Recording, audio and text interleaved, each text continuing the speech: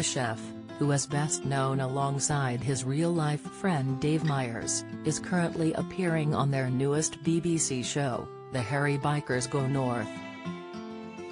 The penultimate episode of the series airs Thursday evening and sees the pair explore the Peak District and its stunning cuisine.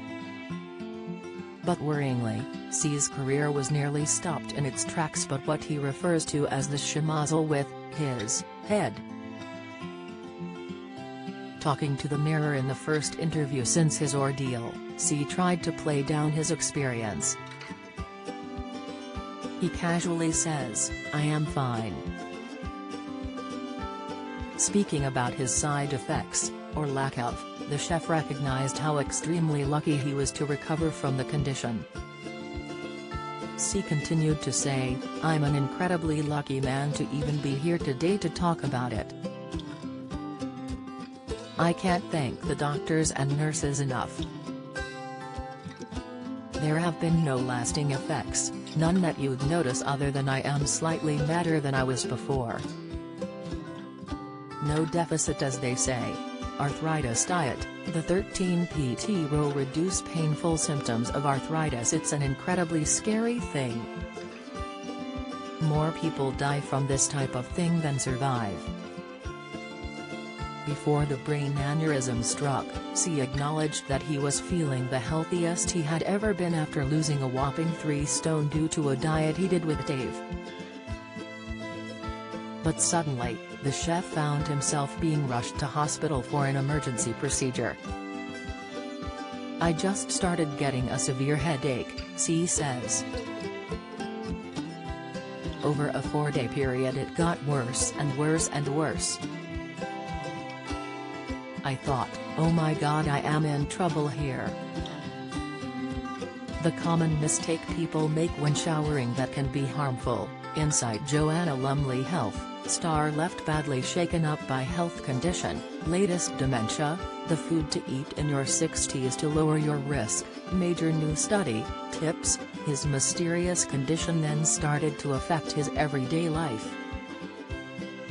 Talking about the worrying time, he said that he was watching rugby when everything just started to fall off the bottom of the TV. "Then I had this searing pain. The only way to describe it was like someone was going at my head with a rusty nail and a hammer. It was critical. In addition to the brain aneurysm, C was at risk of suffering a stroke, which occurs when the blood supply of the brain is cut off. The condition is life-threatening, and C admits that if he had had a stroke it would have meant curtains." The NHS explains that a brain aneurysm is a bulge in a blood vessel caused by a weakness in the blood vessel wall. As blood passes through this weakened blood vessel, the blood pressure causes a small area to bulge outwards like a balloon. Most symptoms only occur when the aneurysm ruptures, bursts, but when this happens, emergency medical treatment is needed.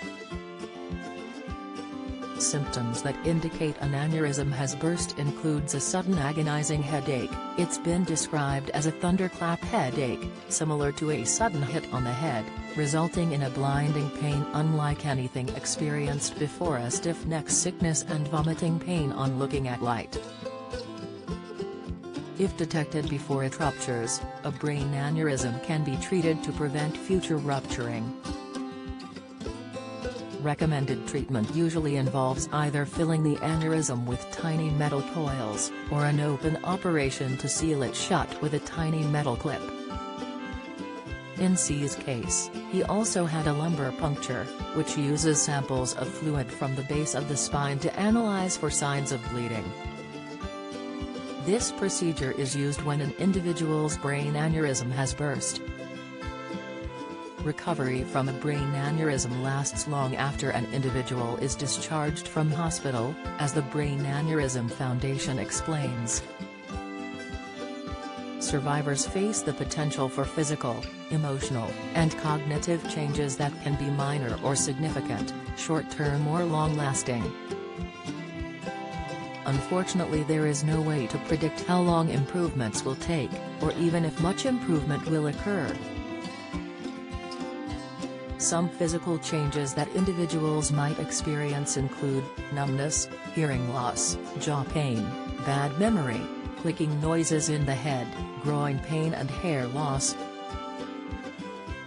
Longer-term side effects that individuals may experience include fatigue, diminished sense of smell or taste, headaches, vision problems, lower back pain, constipation, slow reaction times.